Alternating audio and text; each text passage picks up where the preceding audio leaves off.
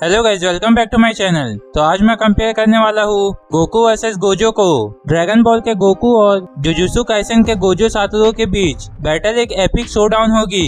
दोनों कैरेक्टर्स की immense power और एबिलिटी को देखते हुए यहाँ उनकी स्ट्रेंथ की कंपैरिजन करने वाला हूँ। लेकिन गाइस, वीडियो शुरू करने से पहले अगर आप मेरे चैनल पर नए हैं तो इस वीडियो को लाइक करें और चैनल को सब्सक्राइब कर बेल आइकन को प्रेस कर ले, जिससे मेरे आने वाली न्यू वीडियोस की नोटिफिकेशन आपको मिल जाए।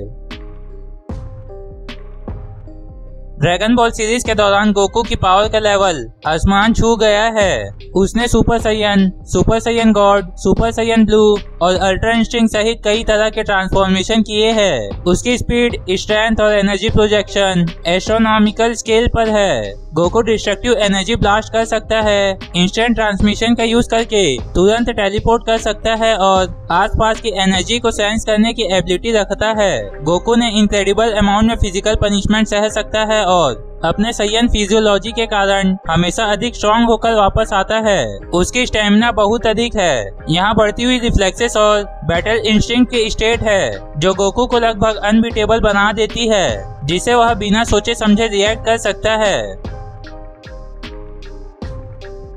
गोजो जुजुत्सु काइसेन का सबसे पावरफुल सॉर्सरर में से एक है। उसकी स्ट्रेंथ सिर्फ फिजिकल नहीं है, यहाँ उनकी टेक्निक्स की पावर है, खास तौर पर उसकी लिमिटलेस और इनफाइनाइट टेक्निक जो उसे एक हद तक स्पेस और टाइम पर कंट्रोल देती है।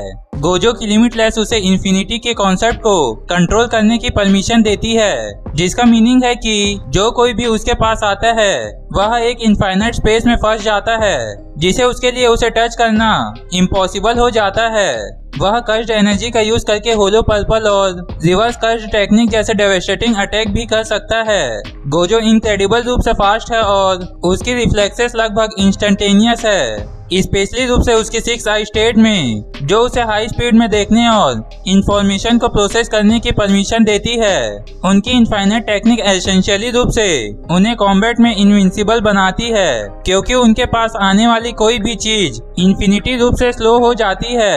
उनका domain expansion ultimate void traps opponents को ऐसे स्पेस पर फंसाता है जहां वे एंडलेस अमाउंट में इंफॉर्मेशन से ओवरवेलमिंग होते हैं।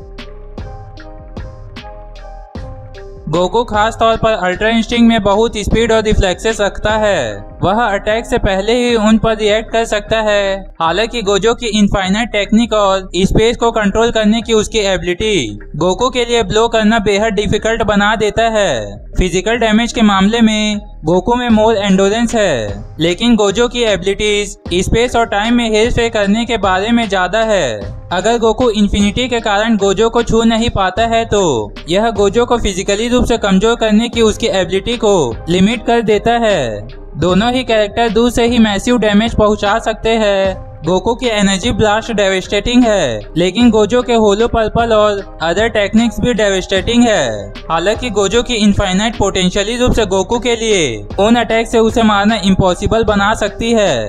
गोकू पावर, स्पीड और एक्सपीरियंस पर निर्भर करता है, जबकि गोजो कंट्रोल और प्रिसीजन पर अधिक निर्भर करता है। गोजो की लिमिटलेस और उसका डोमेन एक्सपेंशन उसे बैटल के फ्लो पर कंट्रोल देता है और उसकी 6 आई एबिलिटी उसे एक्सट्रीम प्रिसीजन प्रदान करती है।